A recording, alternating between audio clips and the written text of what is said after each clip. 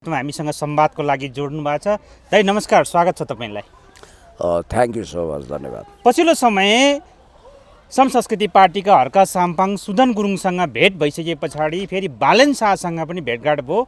यतिखेर भेटघाट भइसके पछाडि बालेनको टिमले उपसभामुखमा चाहिँ सम संस्कृति पार्टीबाट चाहिँ प्रस्ताव राख्नुभएको छ भने यतिखेर रवि लामिछानेको पक्षबाट फेरि राप्रपा नेपालका ज्ञानेन्द्र साईको टिम भेटघाट गरिसकेपछि खुसबु ओलीलाई प्रस्ताव गर्ने कुराहरू बजारमा हल्ला चलिरहेको छ। यथार्थ के हो पुण्यदायी, यो विषयमा कसरी बुझ्नु भएको छ तपाईँले? अहिले यसमा वास्तवमा भन्ने हो भने अब सभामुख र उपसभामुख चयनमा नेपालको संविधानले दुई फरक लिङ्ग स्त्री जाति अथवा महिला यदि सभामुख भएमा उपसभामुख पुरुष हुनुपर्ने, सभामुख पुरुष भएमा उपसभामुख महिला हुनुपर्ने भनेर अनिवार्य व्यवस्था गरेको छ। दोस्रो, एउटै दलको हुनु नहुने पनि भनेको छ। भन्नासाथ अब वास्तवमा भन्ने हो भने सभामुख अब डिपी अरियाल राजसभाको भइसकेपछि सभामुखको योग्यता, क्षमता, विशिष्टता, लेभल, राजनीतिक समझको या के कुरो भ्यालु भयो र जो पनि हुन थाले। त्यसकारण ठिक छ, उहाँलाई बनायो राजसभाले।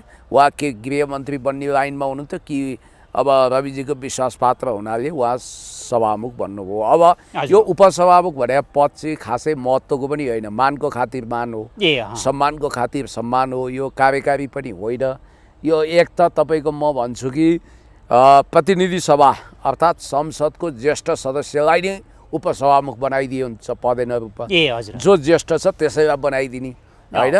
कोही ज्येष्ठ सदस्य हुँदाहुँदै बित्यो भने अर्को ज्येष्ठ सदस्यलाई बनाइदिने, त्यो गर्नुपर्नेमा अब यो संसदीय काम कारबाही आदि इत्यादि त्यो गर्यो। अब जहाँसम्म यो चलखेल छ उपसभामुखको लागि, यसको लागि राप्रपाको चलखेल अनैतिक हो।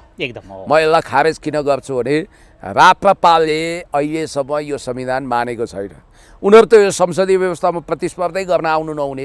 राजाले पनि चुनावप्रति असहमति राख्नु भएको थियो। उनीहरूको देवादिदेव महादेव राजा स्वयंले यो चुनावप्रति असहमति राखिसकेपछि धेरै आवाज गुन्जिएको थियो कि राप्रपाले चुनावमा भाग लिनु हुँदैन। तर उसले चाहिँ सङ्घीयता पनि स्वीकार छ, धर्मनिरपेक्षता पनि स्वीकार छ, गणतन्त्र पनि स्वीकार छ, यो सिस्टमले दिइआएको खाइपाई भत्ताहरू पनि स्वीकार छ। त्यसकारण राजा चाहिँ यसको देखाउने कार्ड हुनाले बिस्तारै खिँदै नासिँदै गएको राप्रपाले नैतिक रूपमा उपसभामुख लिन मिल्दैन र यो अनैतिक दाबी हो। यसलाई लगभग राजसभाले खारेज गर्नुपर्छ। यदि रवि लामिछानेले राजसभालाई यसमा साथ दिए भने उनको अराजनीतिक व्यवहार झल्किन्छ। अब जहाँसम्म तपाईँले भन्नुभयो श्रम संस्कृति पार्टीको कुरो, नेकपा एमालेलाई दिनुपर्ने हो तर दिँदैन होइन। दावेदार त नेकपा एमाले वा नेपाली काङ्ग्रेस हो, ठुलो दलको हैसियतले उनीहरूले नदिने जस्तै भएका छन्। काङ्ग्रेसको चाहिँ के कसो हो, बिचमा माओवादी डार्क हर्सको रूपमा छिर्न पनि सक्छ, किनभने हल्ला नगरिकन माओवादीले ताकिरहेछ। काङ्ग्रेसको पनि बालेनसँग राम्रै सम्बन्ध छ। अब बालेनले एका थरी मन पराउने, रविले अर्को थरी मन पराउने भन्ने हल्ला चलेको छ। तर मलाई जहाँसम्म लाग्छ दुई गुट देखियो कि अब साँच्चै आई लभ यु हर्कजी भन्नुहुन्छ अनि मेरो एकदमै रोल मोडल हो हर्क साम्पाङ भनेर रवि लामिछानेले भन्नुहुन्छ, बालेनले पनि तारिफ गर्नुहुन्छ भने प्राकृतिक रूपमा श्रम संस्कृतिलाई नै उपसभामुख दिन वाञ्छनीय हुन्छ, उपयुक्त हुन्छ। अब तिनवटा पार्टी हो, या त श्रम संस्कृति या एमाले या काङ्ग्रेस हो। त्यो त उहाँहरूको हात जगन्नाथ हो। तर पनि मलाई के लाग्छ भने सम्भवतः श्रम संस्कृतिलाई उपसभामुख दिँदा अब तीनजना मध्ये रुबिना ठाकुर भने अब अलिकति उमेरले पनि केटाकेटी छिन्, पार्लियामेन्ट्री अभ्यास थाहा छैन। त्यसो त अम्बिका देवी सङ्ग्रहलाई पनि थाहा छैन। ती अझ तपाईँको गीता देवीलाई त झनै थाहा छैन होइन उनी। त्यसकारण मलाई जहाँसम्म लाग्छ अम्बिका देवी सङ्ग्रहलाई नै श्रम संस्कृतिले अगाडि सार्न सक्छ, किनभने अलिकति राजनीतिक हिसाबले पनि सचेत भएको हुनाले। फेरि बेइज्जती पनि हुनु भएन संसदमा, उपसभामुखको मर्यादा गरिमा राख्नु पर्यो। त्यसकारण अब हेर्दै जाउँ, अब छिट्टै नै उपसभामुख चयन होला। यो विषयमा राजसभाले दलभित्र नखेलोस् र राप्रपालाई दिने कुरा नाजायज हुन्छ, किनभने यो संविधान यो सिस्टमै मान्दिनँ भन्नेले भोलि नयाँ बिडङ्गो झिक्न सक्छन्। त्यस कारणले गर्दाखेरि उही समानुपातिक सूचीमा त विवाद भएको थियो राप्रपाको भने। अब यो के हुन्छ हेर्न बाँकी छ। खैर अब अहिलेको लागि श्रम संस्कृतिलाई नै उपयुक्त हुन्छ देख्नुहुन्छ होइन। पुण्य दा यतिखेर तपाईँको चाहिँ अब फेवातालको किनारमा गृहमन्त्रीज्यूको पनि अतिक्रमण जग्गा रहेछ भन्ने कुराहरू आएको छ। उहाँको व्यवसायमा खरिद भएको हो भन्ने खालको कुराहरू देखियो। अब पोखराका मेयर धनराज आचार्यले तपाईँको चाहिँ उहाँको जग्गा पनि डोजर चलाउन छोड्नु भएको छैन। यो बारेमा तपाईँको संस्कृति पार्टीका हर्क साम्पाङले पनि यो समाचारबारे गृह मन्त्रालयले स्पष्ट पार्नुपर्छ, समाचार झुटो रहेछ भने यो न्युज पोर्टललाई नै कारबाही गर्नुपर्छ भन्ने हिसाबले आवाज उठाउनु भएको छ। यो घटनालाई कसरी लिनुहुन्छ तपाईँले? यो त लगभग प्रमाणितै भइसक्यो, झुटो पनि जग्गा रहेछ हैन। अब सुदन गुरुङ आफैले पनि त्यो जग्गा आफ्नो भएको स्वीकार गरिसकेका छ।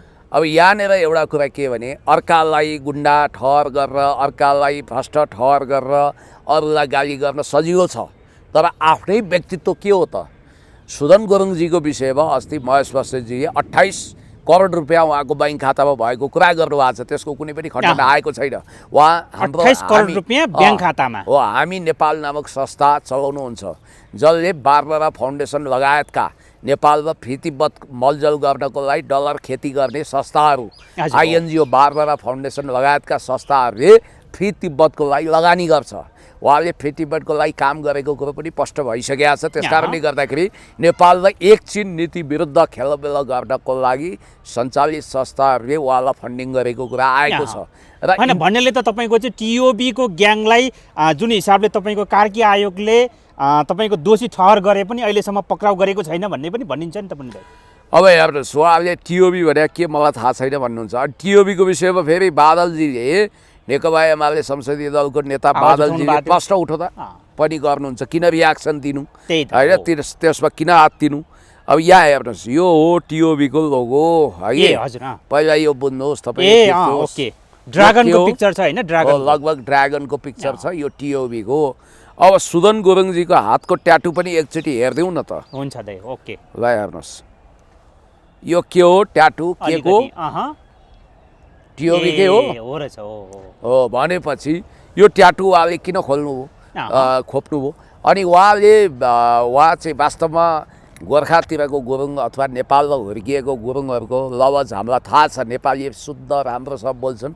उहाँ चाहिँ आगे पछि यस्तो शब्द प्रयोग गर्नुहुन्छ। त्यो भने चाहिँ उहाँ इन्डिया बसेको वा केही गरेको भन्ने बुझिन्छ। कतिपयले चाहिँ धर्मशाला, तिब्बती धर्मशाला इन्डियामा त उहाँ हुनुहुन्न थियो कुनै समय भनेर पनि बेनिफिट अफ डाउट लिएका छन्। मलाई थाहा छैन।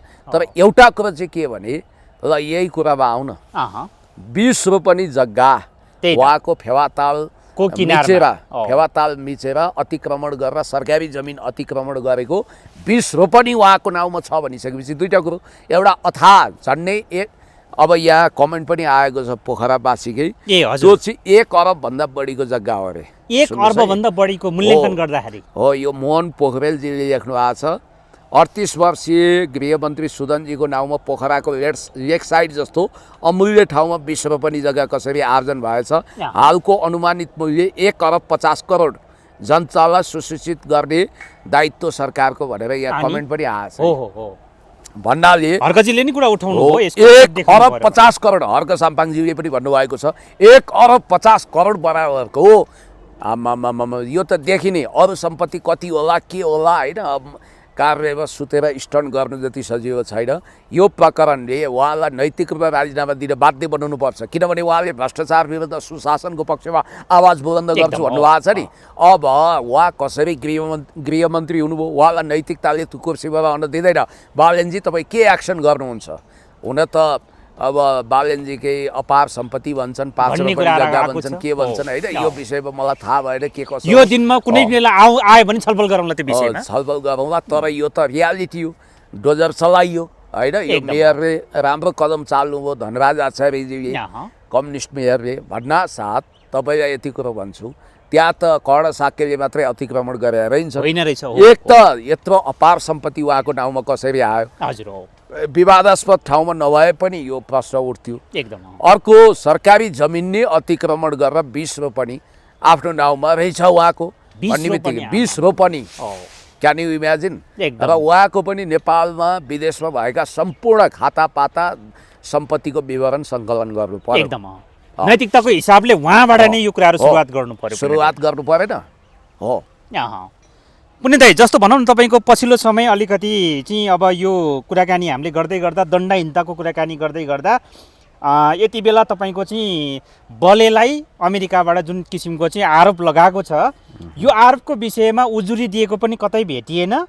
सूचनाको आधारमा उहाँलाई पक्राउ गरेको देखियो र यतिखेर अपराधी जस्तै करार गरेर चाहिँ वकिल कार्यालयमा पुर्याएको देखियो हामीले। यो कतिको जायज छ यो कसरी हेर्नु? अब बले भनिने सागर लम्साल छेत्री हजुर जो सकिगो नि सिरियलबाट हिट खाएका थिए, विभिन्न टेली सिरियलहरू र विभिन्न सिनेमामा पनि अभिनय गरेका बलेलाई हजुर अचानक एउटा आरोप लाग्यो।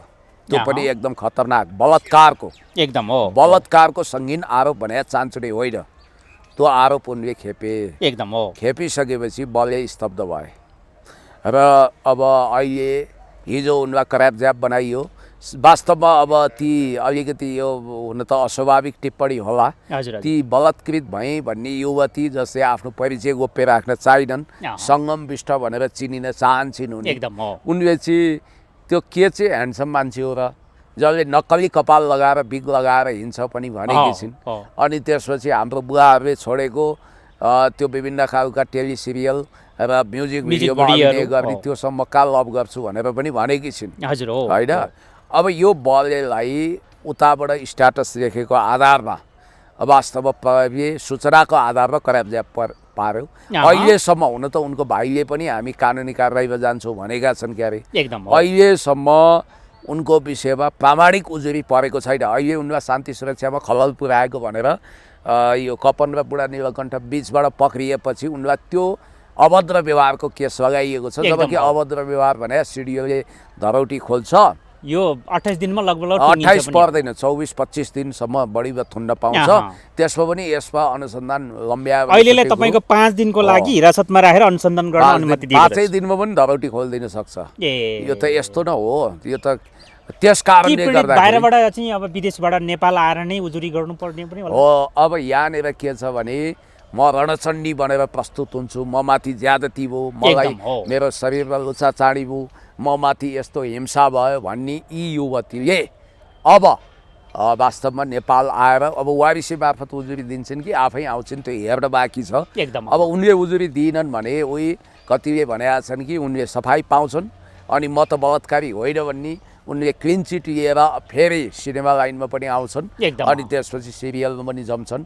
सायद बालन शाहजीको मित्र मण्डलीको सदस्य हेर्नुहोस् है, चिया पार्टनर अरू के पार्टनर को रूपमा चिनिएका यी बले भनिने सागर लम्साललाई प्रहरी अनुसन्धान गरिरहेको छ। दुधको दुध पानीको पानी छुट्टिनुपर्छ। उजुरी नगरिकन प्रहरी आफैले कि त घटनास्थल वारदात स्थलबाटै समाउनुपर्छ। फेरि यो बलात्कार भन्ने केसलाई चाहिँ हुन त एलिना चौहानले जो बलात्कारको ट्याग लागेको छ उसैले म बलात्कारी होइन भन्ने साबित गर्नुपर्छ भनेर भनेकी छिन्। तर त्यस्तो मात्रै हुँदैन। बलात्कारको सङ्गीन भिडियो खिच्नु पर्थ्यो र के रेकर्ड राख्नु पर्थ्यो र भन्ने जस्तो कुराकानी गरियो। त्यो के पोर्नोग्राफिकल मुभी त खिचे होइन, त्यस्तो हुँदैन होइन। त्यसका केही तथ्यहरू मेसेन्जर वाट्सएपमा भएका संवादहरू अरू केही अडियो भिडियो रेकर्डहरू के होला त्यो केही न केही छ छैन मलाई थाहा छैन।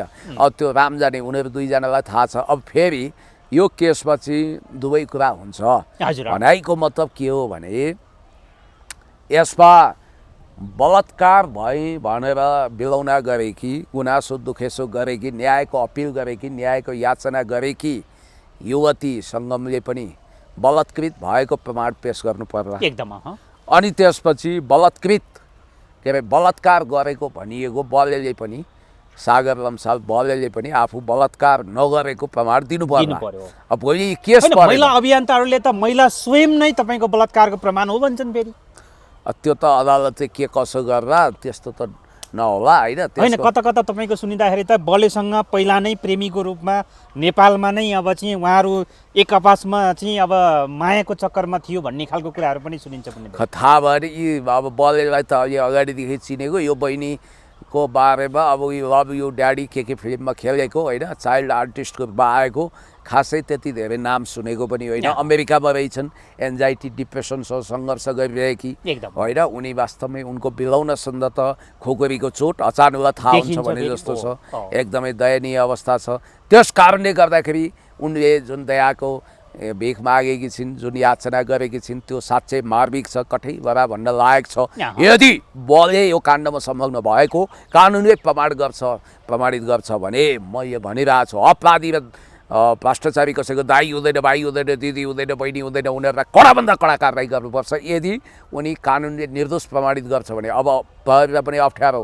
उता हुन त जुनसुकै देशमा भयो नि नेपाली नागरिकको बिचमा भएको हिंसात्मक अथवा फौजदारी केसलाई मुलकी ऐन अपराध संहिताले सजायको व्यवस्था गरेको छ। अमेरिकामा गएर पनि अनुसन्धान गर्नु पर्ला त्यो अपार्टमेन्टमा, प्रहरीको थप असाइनमेन्ट बढ्वा कानुनी रूपमा अप्ठ्यारो छ। तर यदि कोही बलात्कारी अपराधी हिंसात्मक छ भने अपराधी र भ्रष्टाचारी बलात्कारी कसैको दाइ हुँदैन, भाइ हुँदैन, दिदी हुँदैन, बहिनी हुँदैन, अपराधी र बलात्कारी भ्रष्टाचारीको कुनै भाषा हुँदैन, बेस हुँदैन, यिनीहरूलाई कडाभन्दा कडा सजाय दिनुपर्छ भन्ने पक्षमा छु। अब बलात्कार भने के, अहिलेको कानुन मन्त्रीले कुनै समय सहमतिमा भएको अथवा एकदम इभन सहमतिमा नभएको पनि यदि चोट लागेको छैन भने त्यो पिटे जस्तै हो भन्ने सामान्यकृत व्याख्या गर्नुभएको थियो, सामान्यकरण गर्नुभएको थियो। यो राम्रो कुरा होइन होइन। अब वास्तवमा भन्ने हो भने यो नाबालक नाबालिकाको उमेरको ऊ चाहिँ घटाउनुपर्छ है, एकदम हटाउनुपर्छ। किनभने हामी 16 वर्षीय जवानीको कुरा गर्छौँ, अहिले 18 वर्ष छ, 18 वर्षमा एडल्ट भइसक्छन्।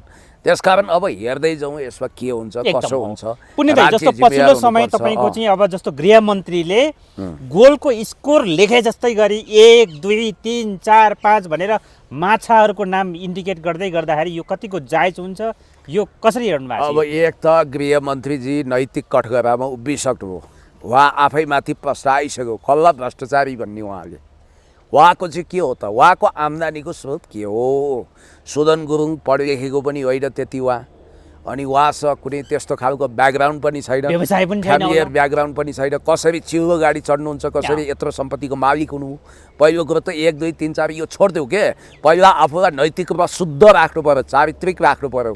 अब उहाँको कुरा धेरै नगरौँ होइन, कुरा गरौँ। तर तपाईँको चाहिँ पछिल्लो समय उहाँले चाहिँ अब यतिखेर शङ्कर अग्रवाल जो बिचौलियाको रूपमा भनेर सम्पत्ति शुद्धिकरणको मुद्दामा परेको व्यक्ति उहाँ छुट्नुभयो, उहाँको छोरालाई फेरि नियन्त्रणमा लियो। यो तपाईँको चाहिँ अब यो समाउने छुट्ने यो सरकारको निर्णयप्रति अलिक काँचोपन देखिन्छ। यो चाहिँ के छ भने कानुनलाई संशोधन नगरिकन एज इट इज कानुनमा सरकारी थोत्रो गाडी दौडाएर न क्लच ठिक छ, न एक्सिलेटर ठिक छ, न स्पिड ब्रेकर पनि छैन, अब 120 किलोमिटरको गतिमा गुटुटु दौडाएको छ।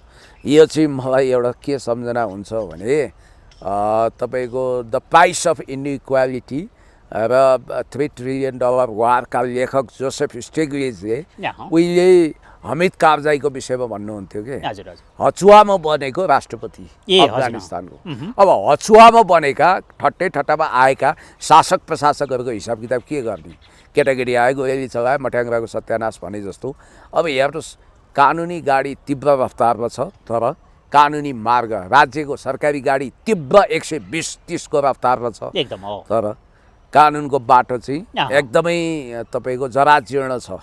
न्यायिक प्रशासनसँग उहाँहरुको समन्वय हुँदैन, जहाँ भए पनि त्यो गाडी एक्सिडेन्ट हुने खतरा हुन्छ, ब्रेक फेल हुने। अब त्यस्तो पनि देखिएन, उहाँहरूको त्यो देखिएन, हचुवामा निर्णयहरू भइरहेको छ। अब त्यस कारणले गर्दाखेरि भ्रष्टाचारी अपराधीलाई कारबाही गर्नुपर्छ। तर हर्क साम्बाङज्यूले पनि भन्नुभएको थियो, हामी पनि भन्छौँ, पहिलो कुरो 24 गतेको घटनामाथि दुधको दुध पानीको पानी छुट्टिने गरी अनुसन्धान हुनु पर्यो। अनि अब यो समिति कहिले गठन गर्ने हो? अब कहिले गर्नुहुन्छ? सिंहदरबार, BICC र त्यसपछि सर्वोच्च अदालत जलाउनेहरूमाथि कारबाही हुनुपर्छ, पहिलो कुरो। दोस्रो कुरो, जुन पनि भ्रष्टाचारीहरू छ, जस्तो दीपक भट्टलाई पक्राउ गरियो, गर्नुहोस्, तर दीपक भट्ट भन्दा ठुल्ठुला महादलाल या फोकाफाल हिँडेका छन्। दीपक भट्ट चाहिँ जस्तो चाइनिज कम्पनी गेजुवाला बुढी गण्डकीमा ल्याउने यस्तो बिछौलिया हुन्। खास गरी चाइनिजहरूसँग जोडिएकालाई सारालाई तपाईँको हातमा हतकडी लगाइएको छ, किन होला? यो प्रश्न पनि आएको छ। अब जस्तो कमल गाउँ विकास समितिमा 2200 बिघामा MOU गरेर औद्योगिक पार्क बनाउने भनेको थियो, त्यो लथालिङ्ग व्यवहारिसे हुने भयो। एकछिन नीति विरुद्ध यो सरकारको प्रतिबद्धता के हो? मैले फेरि पनि भने, सुदन गुरुङको 20 रोपनी जग्गा फेवाताल किनारमा कसरी भयो? 1 अर्ब 50 करोडको जग्गा रहेछ त्यो, यहाँ स्थानीयवासीले लेखिसके। त्यहाँको 20 रोपनी भनेको त अमूल्य हो, त्यो सोच आदि इत्यादि किताब लेख्ने कर्ण साक्यको त त्यो डबल स्ट्यान्डर्ड मलाई पहिलेदेखि मन नपरेको कुरा हो। तिनको बारेमा कुरै नगरौँ, अदालतले भत्काउने आदेश दिँदा पनि भएको थिएन। अब यहाँनिर सरकारकै केही निर्णयहरूको बारेमा समीक्षा गरौँ। एकदम हजुर हो। मैले तपाईँलाई भनिहालेँ, एउटा शनिबार र आइतबार बिदा दिने निर्णय वैज्ञानिक छ, स्थायी रूपमै लागू गरौँ भने डाक्टर बाबुराम भट्टराईले भन्नुभएको छ। बाबुराम भट्टराईले त जेललाई पनि वैज्ञानिक भन्नुहुन्छ। पहिलो कुरो सन्त नेता कृष्णप्रसाद भट्टराई उर्फ किसुनजीले 2056 सालमा चुनाव जितेर आउनुभयो। हजुर हो। त्यस लगत्तै सरकार गठन भयो र उहाँले एउटा निर्णय लिनुभयो, अन्तर्राष्ट्रिय स्तरमा पनि 2 दिन बिदा दिइन्छ, शनिबार र आइतबार बिदा दिने भन्नुभयो, निर्णय गर्नुभयो। अनि यही 9 बजेदेखि 5 बजे सिस्टम नै लागू भएको थियो। भरे त्यो व्यवहारिक पनि भएन, सेवाग्राहीले सेवा पनि पाएनन् के जिल्लाराम। किनभने अब यसै त नेपालमा धेरै सार्वजनिक बिदा छ नि त, धेरै छ। अब तपाईँको त्यसपछि त्यो कुरा व्यवहारिक भएन। अब हेर्नु है, 56 हप्ता भन्नाले 56 दिन त त्यसले बिदामै खाइदियो। अनि 9 बजे अब हतार हस्याङ फस्याङ अफिस जानु पर्यो होइन। अब भनेपछि त्यो व्यवहारिक छैन। टाढा छ भने कतिखेर उठ्ने, कतिखेर तयारी हुने हैन। विद्यालयको पनि त्यही हो होइन। विद्यालयमा पनि विद्यार्थीहरूले धेरै पढ्नुपर्छ, या त 2 शिफ्ट गरेर काम गर्नु पर्थ्यो। यो नीति एउटा सरकारले भने यो अव्यवहारिक हो, यो नेपालमा लागू गर्न यो पनि फिर्ता हुन्छ उसो भए। यो नराम्रो होइन, राम्रो छ, तर देशलाई विकसित गरेपछि सिस्टममा गएपछि यो गर्नुपर्छ। अहिले वास्तवमै भन्ने हो भने हाम्रो देश अल्पविकसित छ।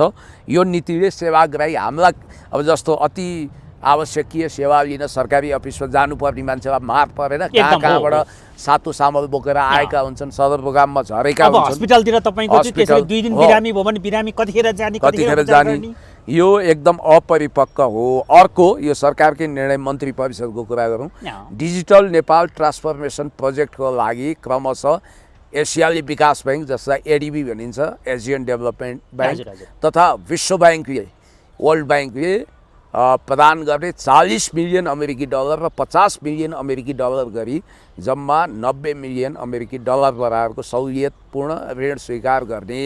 अर्को यस्तै गरी दिगो वित्त परियोजनाको लागि विश्व ब्याङ्कबाट 15 मिलियन अमेरिकी डलर भन्नाले अमेरिकी डलर बराबरको ऋण स्वीकार गर्ने भन्ने बित्तिकै 105 मिलियन यानि कि 26 अरब बराबर 28 अरब जति नेपाली रुपियाँ ऋणको रूपमा, अनुदान होइन है, सफ्ट लोन भने पनि यो ब्याज चुक्ता गर्नुपर्ने। अब पछि फिर्ता गर्ने शर्तमा डिजिटल ट्रान्सफर्मेसनको लागि नेपाललाई ऋण चाहिए, अनुदान। ऋण त हामी कतैबाट लिनु नहुने अवस्थामा पुगिसक्यौँ, हामी डामाडोल छौँ। अनुदानै चाहिए पनि अमेरिकाले दिने भने इन्डो पेसिफिक स्टडिजसँग जोडिएको, सैन्य परियोजनासँग जोडिएको, अब कुनै इन्फ्रास्ट्रक्चर डेभलपमेन्टमा दिँदैन। हामीलाई वास्तवमा अहिले चाइनाले सफ्ट के अरे तपाईँको उसले अनुदान दिन खोज्दैछ, अरबौँ खरबौँ उसले अनुदान, कुनै उसले स्वार्थ छैन, केही स्वार्थ छैन। उसले यो सोचेर कि नेपाल कङ्गाल भयो, नेपाल गरिब भयो, नेपालको आर्थिक अवस्था तन्नम भयो भने हामीलाई समस्या पर्छ, यहाँ अस्थिरता हुनु हुँदैन भनेर एउटा महान मित्र राष्ट्रको हिसाबले चीनसँग हाम्रो सम्बन्ध भनेको sweeter than honey, deeper than ocean, higher than mountain, हिमालभन्दा अगुवा, सागरभन्दा गहिरो, महभन्दा मिठो सम्बन्धको लागि उसले BRI अर्थात् बेल्ट एन्ड रोड इनिसिएटिभ अन्तर्गत दिँदैछ। अहिले ट्रिलियन्स अफ डलर उसको सरकारी खातामा छ। नेपालको अहिले चालु खातामा रहेको पैसाले 8 महिनाको आयात धान्न सक्दैन। गरिबी 26% दरले बढेको छ, महँगी तपाईँको 14% दरले अस्ति थियो, अहिले 25% पुगिसक्यो। Capital market, share market crash छ। हो, तपाईँले यो भन्दै गर्दा नि दाइ, अब तपाईँको सेयर बजार भनेको अर्थतन्त्रको ऐना मानिने सेयर बजार अब हप्तामा जम्मा 4 दिन मात्रै खुल्ला हुने भयो। भनेपछि क्यापिटल मार्केट यानि कि सेयर मार्केट झन्झन खस्किन्छ। अहिले राताम्य भइसकेको छ दाइ, राताम्य भइसक्यो। इन्डिकेटर लगानीकर्ताले रुचाएन यो सरकारलाई, तपाईँको चाहिँ रेड जोनमा छ भन्ने बित्तिकै म तपाईँलाई के भन्छु भने विश्वबाट एनआरएनहरूले पनि अब यहाँ पैसा इन्भेस्ट गर्दैनन्। अब नेपालका ठुला पुँजीपतिहरूले पुँजी पलायन गरेर विदेश गइसके। हस्पिटालिटी, रियल इस्टेट लगायतको सेक्टरमा आउने लगानी पनि छैन। चाइनालाई चिराएको छ सबभन्दा ठुलो दाता।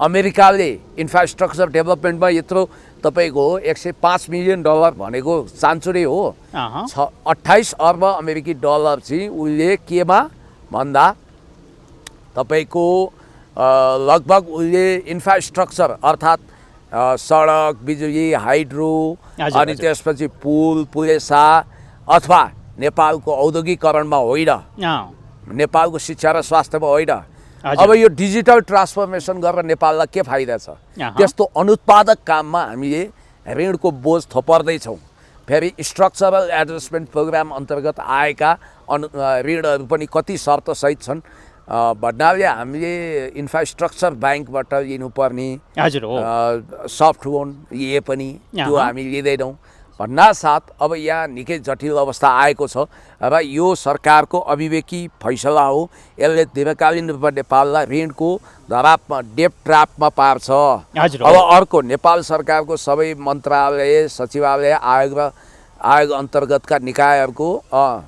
व्यवस्थापन गर्ने भन्यो होइन अब यहाँ हेर्नु है डिजल तथा पेट्रोल गाडीलाई विद्युतीय गाडीमा परिवर्तन गर्नको लागि आवश्यक कानुनी व्यवस्था मिलाउने यो त गर्नुपर्छ एकदम हो आगामी शैक्षिक सत्र 83 साल वैशाख 15बाट ल ठिक छ यो पनि केही भएन अब इभी गाडी बनाउने भन्ने बित्तिकै हो त्यसको लागि त तपाईँले विद्युतको सप्लाई त व्यापक गर्नुपर्छ अब हामीसँग उहाँहरूले 15,000 मेगावाट बिजुली नेसनल ग्रिडमा जोड्छौँ भन्नुभएको छ अहिलेसम्म नेपालसँग 13,500 मेगावाट राष्ट्रिय प्रसारण केन्द्रमा जोडिएको छ कहाँबाट ल्याउनुहुन्छ के गर्नुहुन्छ त्यस कारणले गर्दाखेरि अब हेर्नुहोस् एकपछि अर्को विवादित निर्णय गर्दै सरकारको यो कदम अपरिपक्व कदमले हामीलाई कहाँ पुर्याउँछ केही सुधार भए जस्तो जस्तो झलक दिने तर फेरि बिचैमा टाइटाइ फिस भइहाल्ने जस्तो तपाईँको चाहिँ भनौँ न यहाँ बजेट बन्द सत्ता पक्षको हलिमली नहोस् भनेर चाहिँ हर्काजीले भन्नुभएको रहेछ के छ बिचमा यो बजेटमा चलखेल हुने केही सम्भावना देख्नुहुन्छ त्यही देखियो त बजेट नभए उदारवादी हुने अनि त्यसपछि पपुलिस्ट बजेट ल्याउने सम्भावना पनि छ र यसले चाहिँ उनीहरूको सरकारको अल्लालाई पोस्ने उनीहरूको पक्ष पोषण गर्ने खतरा छ त्यस कारणले गर्दाखेरि कसैलाई काखा कसैलाई पाखा गर्नु हुँदैन बजेट निष्पक्ष तरिकाले आउनुपर्छ सर्वतोमुखी विकासको लागि आउनुपर्छ खास गरी साधारण खर्चभन्दा विकास खर्चमा बजेट विनियोजन गर्नुपर्छ शोधनान्तर व्यापार घाटा व्यापक छ अब तपाईँलाई मैले यति कुरा भनौँ कि रेमिटेन्स भित्रिने क्रम 25% दरले घटेको छ त्यसलाई कसरी बढोत्तरी गर्ने युरोप अमेरिका अरब दुबई कतार लगायतका गल्फ कन्ट्रीहरूबाट रेमिटेन्स दोहोर यता राष्ट्रिय अर्थतन्त्रको ठेकी भर्नुपर्ने विडम्बनामा हामी छौँ नेपालमा औद्योगिकरण भएको छैन औद्योगिकरण गर्ने गरी बजेट कसरी आउँछ इन्फ्रास्ट्रक्चर भौतिक पूर्वाधार निर्माण गर्ने कुरामा बजेटको ध्यान केन्द्रित हुन्छ कि हुँदैन अनि त्यसपछि नेपालको बजेटले यसपटक कुन लक्ष्य राजस्व र खर्चतर्फको अनुमानित व्यय कति छ आय व्यय कति छ त्यो प्रस्तुत गर्नु पर्यो र ट्रेड डिफिसिट अर्थात् ट्रेड लस्ट बढी छ हामीले आयात व्यापक गर्छौँ निर्यात व्यापार छैन हाम्रो होइन औद्योगिकरण भएको छैन देशको भन्ने बित्तिकै हामी कृषिमा पनि आत्मनिर्भर छैनौँ कृषिजन्य पैदावारहरू पदार्थहरू विदेशबाट हामीले आयात गर्नुपर्ने बाध्यतामा छौँ त्यस कारणले गर्दाखेरि नेपालको चालु खातामा विदेशी मुद्राको सञ्चिति पनि कम भएको छ ब्याङ्कमा तरलता थुप्रिएको छ लगानी गर्ने सेक्टर छैन भन्छन् हाइड्रोमा अलि ठिकै ठाउँमा गरेका छन् अरू त जम्मै झुर एकदम पब्लिककै सम्पत्ति खाने गरी ब्याङ्कले कदम चालेको छ यो ज्यानमारा ब्याङ्क नीतिलाई कसरी संशोधन गर्छ यो सरकारले त्यसकारण यो कर्मकाण्डीय बजेट आउँछ यो बजेटले सामाजिक सुरक्षा भत्ता कटौती गर्न सक्छ हर्क साम्पाङज्यू र हामीले बुलन्द आवाज उठाएपछि धन्न यो 75 वर्षमा वृद्ध भत्ता सच्याउन थालेछ यो चाहिँ ठिकै भएको छ बाँकी कुरो भनेको अब राम भरोसेमा चलेको छ यो सरकार भनेको जस्तो यतिखेर तपाईँको चाहिँ नेपाल सरकारको महान्यायाधिवक्ताको रूपमा चाहिँ डाक्टर नारायण दत्त कडेल नियुक्ति हुनुभएको छ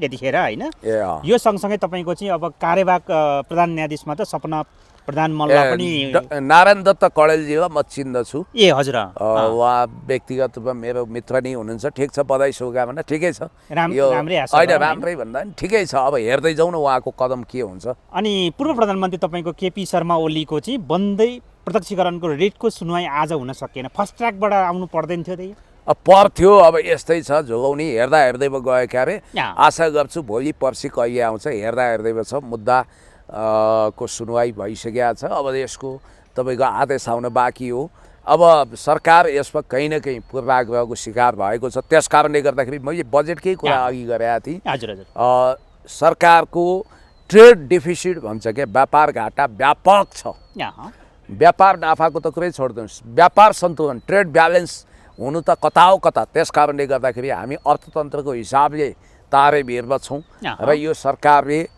पपुलिस्ट कुराहरू गरेको छ। दिगो विकासको लागि, सस्टेनेबल डेभलपमेन्टको लागि काम गर्ला जस्तो छैन एकदम हो र यो दुःखको कुरा हो। पुण्यदायी जस्तो भनौँ न, अब भर्खर मात्रै नेकपा एमालेको महाधिवेशन सकिएर 3 महिना नबित्दै फेरि अर्को विशेष महाधिवेशनको के को लागि हो, कस्तो अलिकति जानकारी अब त्यही त हस्ताक्षर सङ्कलन भइरहेको भन्ने सुनि। अब यो विषयमा अलिकति म बुझेर कुरा गर्छु, अब थप बुझेर। हस्, थ्याङ्क समय र यू सम्वादलाई धेरै धेरै धन्यवाद।